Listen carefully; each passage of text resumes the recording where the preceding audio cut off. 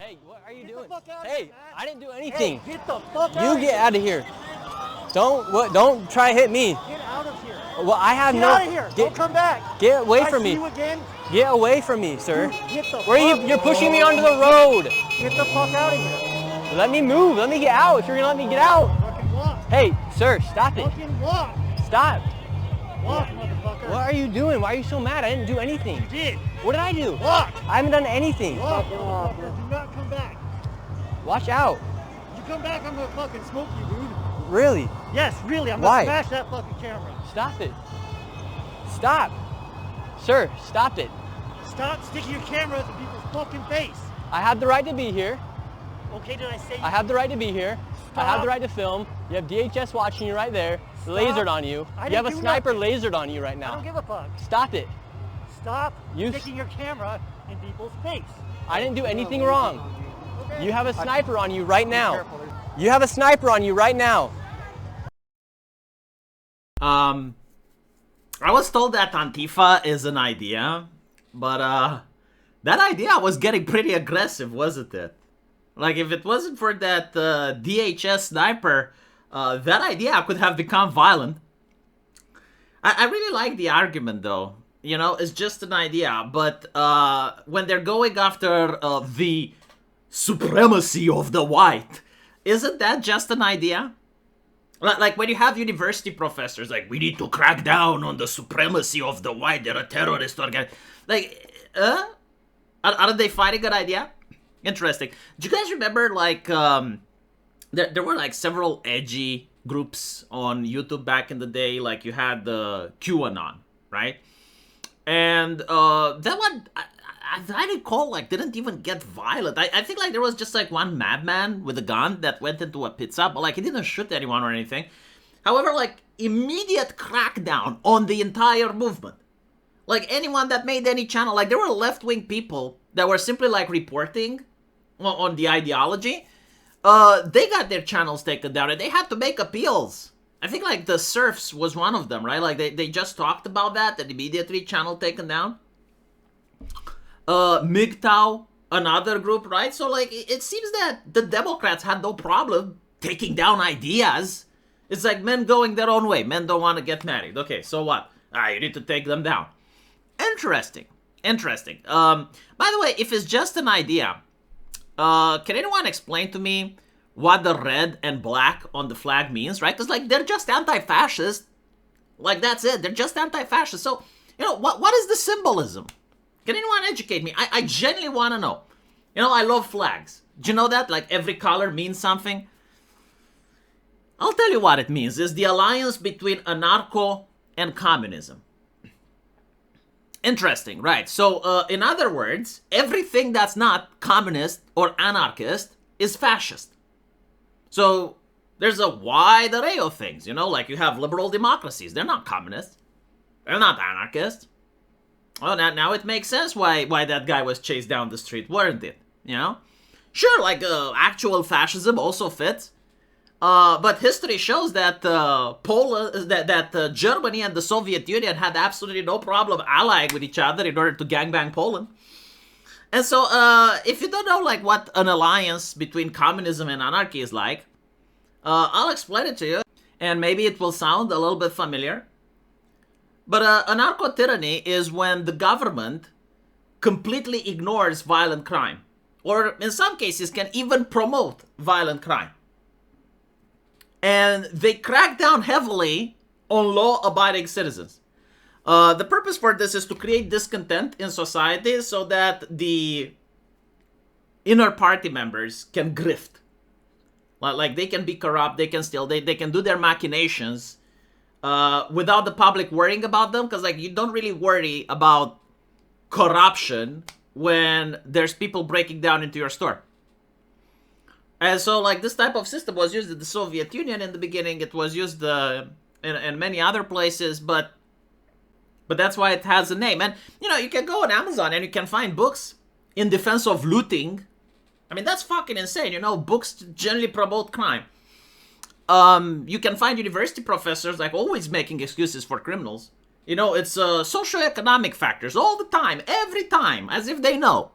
In every case, it's socioeconomic factors, you know, even if it's like the case of Irina that people saw. How was that socioeconomic factors? The murder of Charlie Kirk, was that socioeconomic factors, right? The idea of stealing shit less than $1,000 and just being a misdemeanor rather than a felony, releasing people without bail, huh? All of a sudden, it starts to make sense why people are fed up with it and why no one is upset when Trump is cracking down on it. Because they're not cracking down on anti-fascism.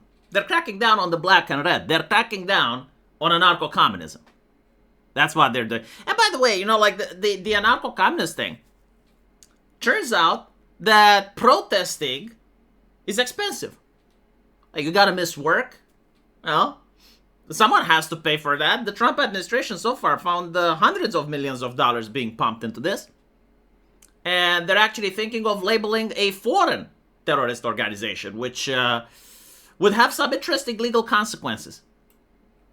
But as you can see, you know, some of the leaders are fleeing. I thought that it's an organization without leaders. Like that was an interesting take, right? They have no leaders. It's just like all of a sudden coordinate with each other and go out without anyone taking charge.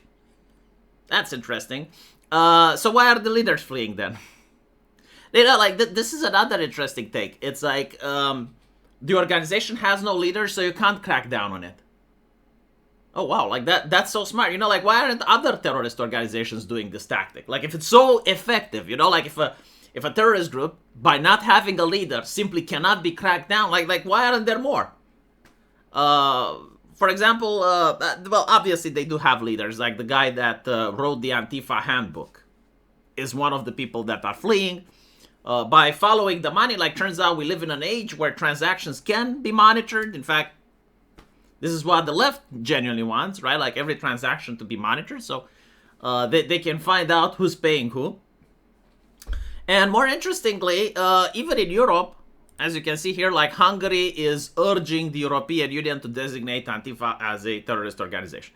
Obviously, this is not going to happen. I mean, like Germany, oh my goodness, like Germany is a nation that has a solid, prestigious Antifa community. And the fact that is very interesting about Antifa Germany, I remember like during the pandemic, there were a couple of protests where people, you know, were protesting against the masks and stuff. All of a sudden, Antifa appears. It's like, what the fuck does that have to do with fascism? Like, you have people that are genuinely protesting against the government that's forcing everyone to mask up, and all of a sudden, Antifa is there. Like that's wild, isn't it? There was like another case, not in Germany. I think that one was in America, but like there was a guy that was protesting against Facebook, a black man, and he started a protest also during the pandemic against Facebook, demanding free speech. Antifa comes up and beats him bloody. A black man, you know? So, like, what? They're defending Facebook? Like, it's... What? How does that make sense? There was another group in Germany with women. So, like, women went out to protest. It was a women's march. And they were called, like, something decibels. Like, 300 decibels or something like that. I forgot. It was years ago. But they're going out and they're protesting because there was like this really horrible rape that took place. And even the police on the scene, they got visibly sick, you know, like individuals that had experience with crime, when they saw that one, they got physically sick. And the women didn't feel safe, so they go out and they protest and poof, Antifa pops up. And then the police actually thanks Antifa. And so you start to understand, it's like, wow, isn't it interesting if the government were to launder their authoritarian measures through the private sector? Because it looks bad, you know, if you actually sick the police officers to muscle in on some ladies, doesn't look good, right? If you send in the police to muscle in on a black guy that's going against Facebook, doesn't look good. But if some thugs happen to just appear over there, well, you know, boys will be boys, I guess. And so this is happening after decades of people seeing this on social media, or, you know, some people actually living in situations like this. And none of their arguments work anymore. You know, like, and especially after the assassination of Charlie Kirk, where the guy that was for free speech and for conversation gets shot. And then everyone on Blue Sky cheers, everyone on Reddit cheers, tens of thousands of likes, teachers, university professors, journalists, everyone is happy and they're saying, oh no, we need more of that. In other words, like you don't talk with fascists, and they get to label who's a fascist, right? Like as we mentioned before, a person from a liberal democracy is a fascist because he's not a narco and he's not communist. And so if you're not part of their clique, you get labeled and then you get hurt. And so if that's the thing, well, if Trump wants to go against these people, no one is going to speak out against Trump from the right wing. Why would you speak out against him? You know, it's like, well... Anyway, right. They're very upset on Twitter. They're very upset on Blue Sky. Although recently, not so much. Because a lot of them left the United States, a lot of them got arrested, so it kind of died down. I think it's not that it died down, I think the money may have stopped. And that's even more problematic. Again, protesting is expensive, like all these flags cost money. All the gear that they have costs money. You know, they go out with their riot shields and their gas masks, that's expensive.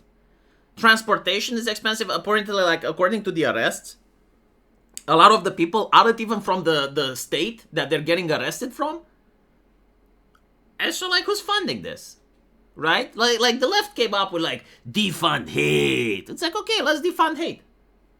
That guy that was bullying the journalists seemed pretty hateful to me. And by the way, did you notice the tactic? Like, wasn't it so slimy? Like, chasing the guy and telling him to go away while the guy is actually doing what you're wanting to, but, like, you're intimidating him. Like, you're constantly going after him and acting as if he's struggling or resisting. Again, like, they're taught these tactics. They're very psychologically effective. And so, yeah, we'll see where this leads. The Trump administration still has, I think, like 2 more years in order to crack down on this.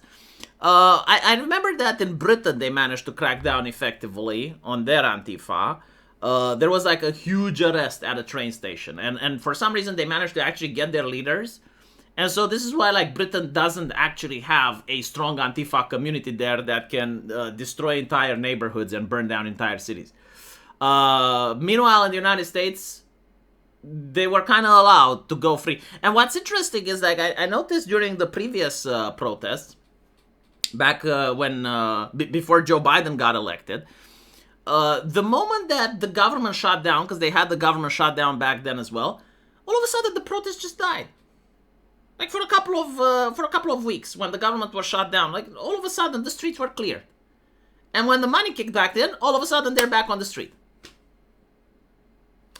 Let me know what you guys think, and as usual, I will see you in the comment section. Take care.